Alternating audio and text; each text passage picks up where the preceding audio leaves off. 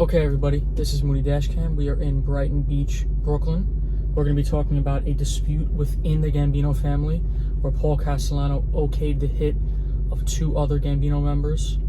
Roy DeMeo and Anthony Gaggi were the ones that pulled this off. Let's flip this around and get into it.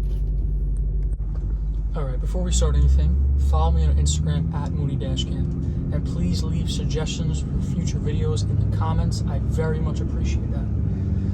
Alright, to start this off, this happened October 1st, 1979. We're going to the corner of Shore Parkway and Brighton 6th Street. I'm just going to lay out some of the names, all of the names that are involved in this story. So we have the 39-year-old at the time, Roy DeMeo, the 54-year-old Anthony Gaggi, who was a Gambino captain. We have the 58-year-old Peter Piacenti. His nickname was PD17. We have the 64-year-old Jimmy Eppolito, also known as Jimmy the Clam. He was actually a made member of the Gambinos, made by Carlo Gambino himself. So that carries some weight. Then we have his son, Jim, who's Jimmy Eppolito, 33 years old. And I'm sure you guys recognize this last name, Eppolito. That is the uncle and cousin of the famous, infamous mob cop, Louis Eppolito. So he comes in play in this story later on. And then Paul Castellano's in this story as well. So when I'm referring to the son, I'll be clarifying throughout the whole thing because they have the same name. So I'm going to be referring to them as their nicknames. Jim is the son. Jim lost thousands of dollars in a coke deal with Roy DeMeo's crew. That alone gets you killed. So right there, he's starting off on a very bad foot with Roy DeMeo and his crew. And then Nino Gaggi goes to Paul Castellano accusing Jim of lying and being an informant, which that alone would get Jim killed also. And then in an attempt to save his son's life, Jimmy the Clam, the father, tells Paul Castellano that Roy and Nino are dealing drugs. Paul hated drug dealers. People say that is one of the reasons why Paul Castellano got killed, because he was getting an idea or had information that John Gotti was dealing drugs. I think more went into it than that, but that's one of the leading things people believe. So Jimmy the Clam asks permission to kill Roy and Nino after telling Paul that they were involved in the drug business. Unfortunately, this is very bad timing for Jimmy the Clam. His son, Jim, was just seen in a 60-minute special in a photo with the First Lady, Rosalind Carter at the time, on a special about a scam involving a children's charity. So Paul Castellano hears about this. Oh, I blew that light. I blew that light good. Caught by myself. So big Paul Castellano, fearing repercussion from the embarrassment of President Carter toward the Gambino family, Paul sides with Nino, telling him to resolve the matter in any way he chooses. And trust me, we're going to find out how Nino chose to resolve the matter. Nino's plan was to call for a sit-down to settle the dispute between him and Jimmy the Clam and Jim at the Gemini Lounge. And then from there, we all know what happens at the Gemini Lounge. They were going to kill them and dismember them. That was Roy's thing. If you want to see more about that, I will have two links in the description to two different videos where I mention. Does this guy have a mask on? Oh my god, that guy scared me for a second. It was just his facial. That was weird. Two different videos involving the Gemini Lounge explaining all that. So don't worry about that if you want that kind of info. So they get Peter, PD17, who was their close friend of both of Jimmy's, father and son, and he convinces them to go on the sit-down, which I'm sure it was hard to convince these guys to go on a sit-down with the nut job Roy DeMeo to go to Gemini Lounge. I'm sure that at the time there were rumors going around about the place and about Roy. So they get into, eventually he convinces them, they get into Jim's 1978 Ford Thunderbird. It's a white car with red trim, very slick car. Jim's driving. Nino is in the passenger seat up front. And then Peter is in between Jimmy the Clam in the back and Roy DeMeo. Hello, cop. I don't know if the camera even picked him up. I didn't put my blinker on, so we'll see. We'll see how this plays out. But we all know the cops have respect for me. They won't even dare to pull me over. We're pulling up at the site of where this all went down very shortly. Look at the timing on this. So, the father tells the son to pull over so he could piss. He has a feeling something is wrong. He wants to get out of the car. The son clearly isn't picking up on the situation. The son tells him, just wait till we get to a gas station. And then the father screams, pull over! Right? You like my little reenactment? Not too bad. Oh, this is a precinct right here. That explains why the cop was there. Okay, so now, it's about 9:30 p.m. when this goes down. We're going to be here really shortly. And I'll hop out like I always do. Let me know if you guys remember another situation involving the mob cops pretty close to here. So they pull over next to an abandoned playground, an abandoned school playground, which I'm assuming would be right about here. What is a Mooney dashcam video without a little bit of sidewalk driving? But seriously, you gotta get off the road, and he probably pulled over right here. Now in 1979, I can imagine this area is a lot different. Oh, we got the noise from the Belt Parkway right here. So this is the spot that I think they probably pulled over, probably right where the truck is, but I'm not exactly sure. You see the lighting I got going on in there? Professional setup. Yeah, this seems not like it probably was in 1979. They said an abandoned playground was here. This is a school.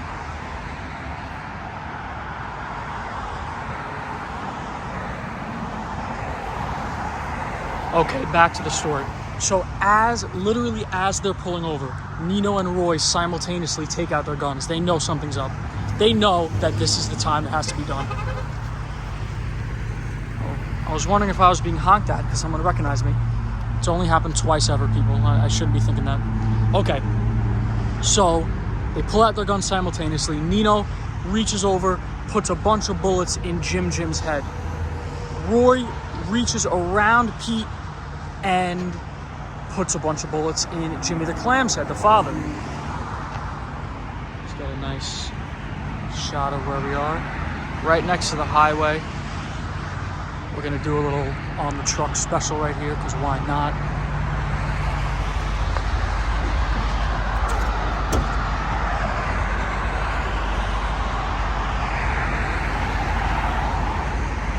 When I'm standing on my truck, by the way, I'm probably holding the camera 15 feet. Like, look at this fence. I'm higher than the fence. We're pretty high up over here.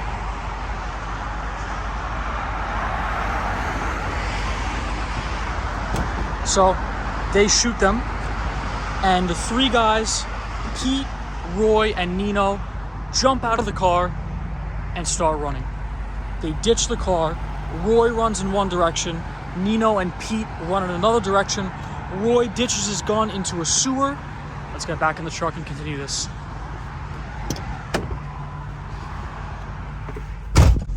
Now I could only imagine the route that they took. Let's get off the sidewalk before I continue. I want to get it flat over here. Alright, I could only imagine the route they took. Both guys died instantly. They know that. They hop out of the car, they start running. This is the fastest route we could take in the car, but they might have made a right into this little neighborhood, shot through. A witness sees all this go down and starts chasing after Nino and Pete.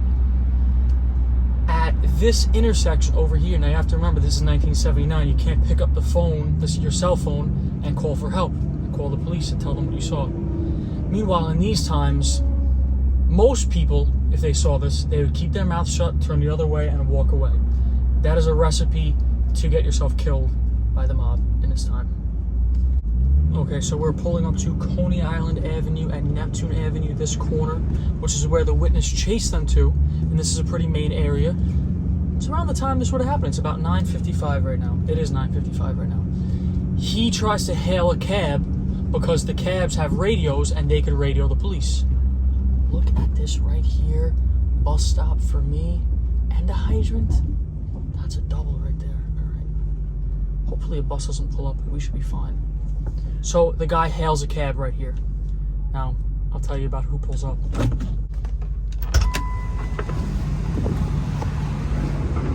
So, the cab that pulls up is maybe one of the unluckiest cabs to pull up for Nino and Pete. The guy that pulls up is a 34-year-old named Paul Roeder. He's also a housing authority police officer, sergeant. He gets out of the cab, and of course the guy drives a cab on the side. He gets out of the cab at this corner. We don't know exactly where, because the story's old and there wasn't a lot of reporting on it. And he hops out, yells freeze to Nino and Pete. Some reports say they shot at him right away. Some don't say that, so I'm not exactly sure, but let's just say they shot at him. He shoots back. He gets behind the cab, shoots back. This is the corner. I'm trying not to get run over here.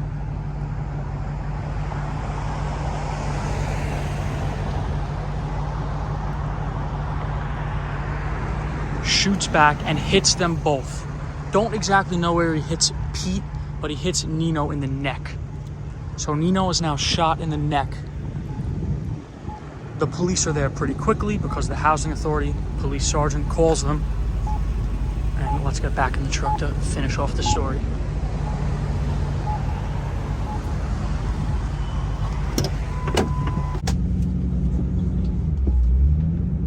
These bikers do whatever they want on the road. They're supposed to follow the rules of cars, but they don't. Okay, Nino gets shot in the neck. They both get arrested, taken to the hospital. Nino is under constant surveillance from police because he was just involved in a murder, right? Now, the bullet's in his neck. Apparently, it's not that bad of a wound. The hospital wants to take it out. Nino refuses. He knows once they take out the bullet from his neck, they're going to match it up to the police officer's gun, and the story's all going to be complete. They hear about this. Nino holds out for 3 weeks in the hospital under constant supervision, and Roy goes back to the sewer where he threw the gun, gets the gun, shoots it into something. I heard stories that he shot into a 50-gallon drum of water, but that destroys a bullet. So I'm not sure. Maybe certain bullets could handle it. I believe it was a 38. Not exactly sure on that.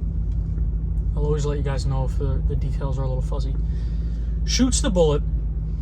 Some stories say that Roy went in there. I know Sammy the Bull told the story that Roy went in there and cut Nino open with a knife and dug it out and shoved the other bullet in there.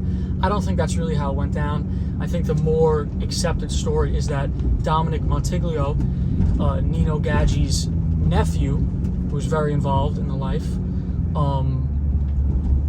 snuck the bullet in right when the police officers weren't looking. Nino scratches at his neck, gets the police's bullet out, hides it, presents the other bullet, flushes the cop's bullet down the toilet.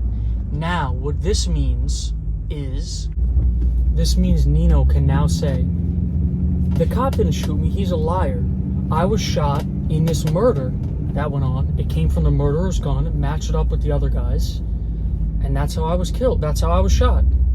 No cop shot me. He ended up actually beating the case, as crazy as that sounds, using this whole switched out bullet thing that he concocted. Now, here's where Louis Eppolito comes to the story. He gets a call from his wife at 4:15 a.m. that the aunt, Louis Eppolito's aunt, called her and said, I heard that my uncle and your uncle and cousin were shot.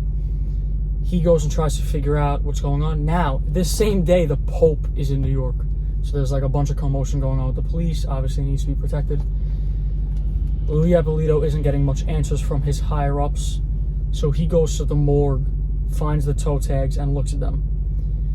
He said Jim's face, totally unrecognizable. I mean, lots of bullets in his face. Then Jimmy the Clam, his uncle, had his whole bottom jaw and lip shot off completely. And he was all burned up from the close range shots of the gunpowder burning the skin, which must have been a crazy thing to see at the time. Not that I feel bad for Louis Eppolito, he was a total piece of garbage. But alright, that's pretty much everything I have to tell you about this ridiculously long-winded story about Paul Castellano agreeing to murder his own guys in the Gambino crime family. Hope you enjoyed. Hope I see you guys in the next one.